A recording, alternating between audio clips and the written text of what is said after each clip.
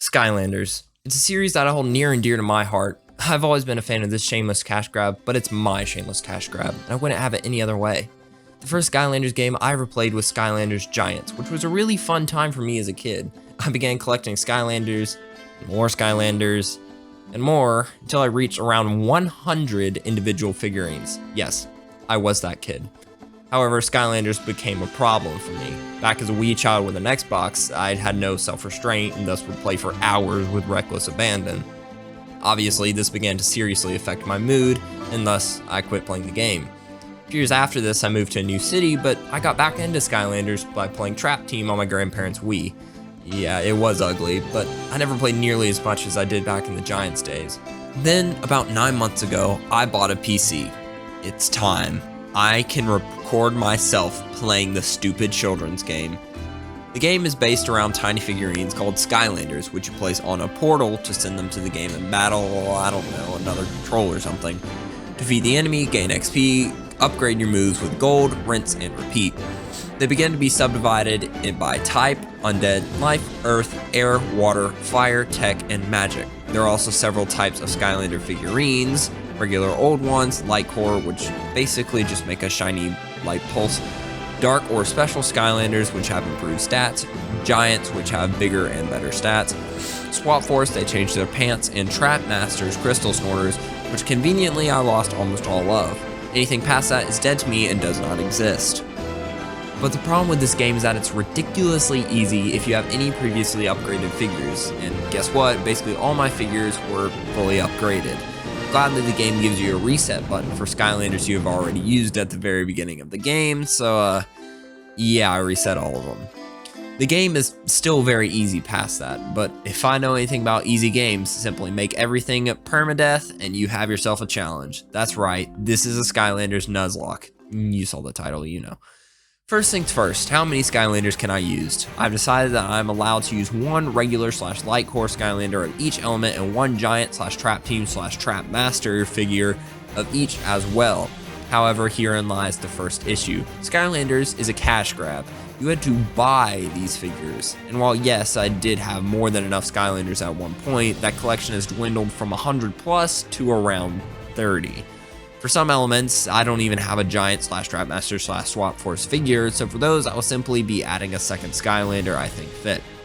The Skylanders I will be using specifically are Eyebrow, Grim Creeper, Zulu, Tree Rex, Terrafin, Prison Break, Swarm, Jetback, Lobstar, Whamshell, Hothead, Hot Dog, Drobot, Trigger Happy, Pop Fizz, and Trap Shadow.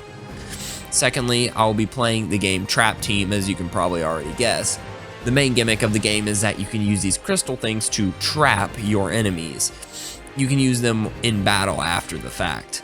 I began the first boss fight with the rule that I can use each trap once, but I dropped that realizing that most villains are literally broken on every level and it makes every battle a cakewalk. Past the first boss, villains will only be used for villain chests and specific villain related missions if need be. Thirdly, the Nuzlocke rules, aka the interesting part. 1. If a Skylander faints, it dies and cannot be used again. This is pretty simple. 2. No switching while moving or actively fighting. I must be at least 3 seconds away from any enemy. This prevents me from simply spam swapping Skylanders, specifically Trigger Happy, with ones that have high HP, and basically insta-winning every fight.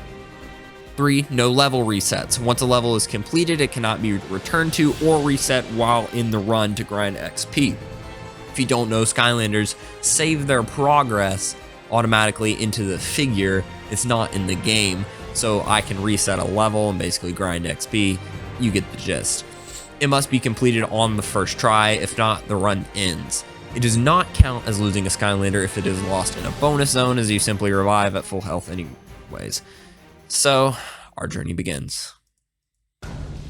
Now, the first level in any Skylanders game is basically just tutorials.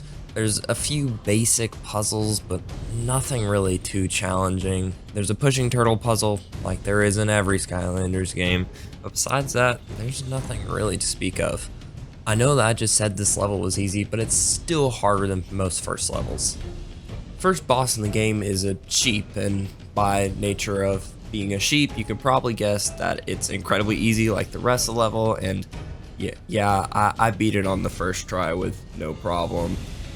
I then proceeded to struggle with a simple jump, and editing me will probably just edit this out, so I don't even know why I'm talking about it. Now, in comes the first use of a Trap Masters. Trap Masters have the unique ability to destroy these crystal thingies, and destroying them can bring loot, special boss fights, different things, just unlock stuff for free. This is partially one of the reasons that Trap Masters are so vital to the game for that free stuff, and I totally won't accidentally kill him off in a later episode. In comes one of my favorite Skylanders ever, Prison Break, at least from my childhood. You might have heard me mention earlier that this game is a cash grab, and one of those cash grabs is soul gems, which unlock certain moves for different characters in the game, but they also have the beans to advertise the Skylander in the game. Hereabouts is when the level starts to pick up. Jump across this ravine, beat up some chompies. This is why Prison Break is one of my favorites. A lot of distance out of range. The main story of the level is that there's this enemy called the Gulper. He's drinking all the soda in a soda competition that was in a town, and the town has a soda competition every year, and they make a really gross one and a really good one. The Gulper wants to drink all of them. You get the picture. This, however, leads me to my next Skylander, who is potentially one of the most broken ever, Trigger Happy. This gremlin is absolutely insane. Absolutely failed this jump. Proceed to push this soda off a cliff, push this soda into the Gulper's mouth. He drinks it because he is an absolute idiot. Win the level. Next comes the sequence of the Gulper's trapping, which, as previously stated, I will not be trapping any enemies, so if it's shown that I'm trapping something, I won't be using it in the playthrough. I'm just trapping it for the points, because you get more coins for it, whatever, if you trap I believe they're called Doom Raiders, which is another thing that the Gulper's a part of, which is a team of bad guys, blah, blah, blah. Beat the first level, that's awesome. But honestly, I've just had fun getting back into Skylanders. I know I haven't made a video in a while, so thanks for sticking around for those who did. I should be making more, part 2 coming soon.